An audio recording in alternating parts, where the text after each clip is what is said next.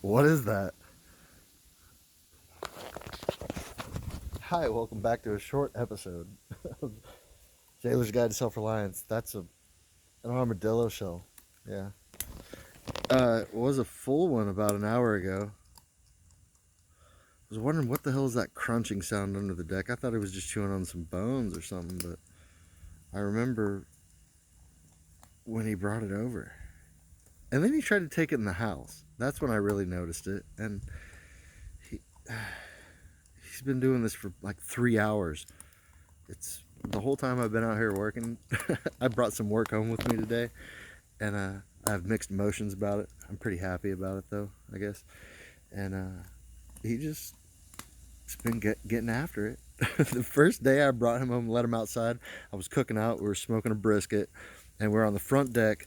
A wind came in, had the porch lights on, and about 2,000 June bugs bouncing off the brick wall, and he just loved it. He just ate probably, and I shit you not, 20 pounds of June bugs.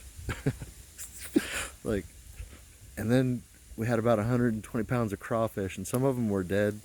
And so we were just picking through them, the dead ones we threw in this little bucket, walked away for like 5 minutes, half of them were gone.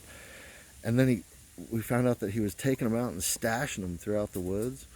And again, he ate a bunch of shellfish and just shit shells for another 3 days. And I mean, okay, so you know what an armadillo looks like.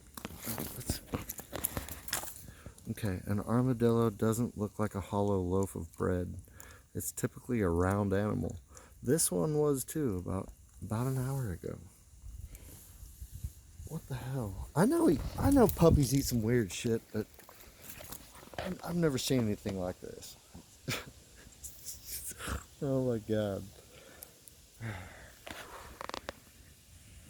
He loves it.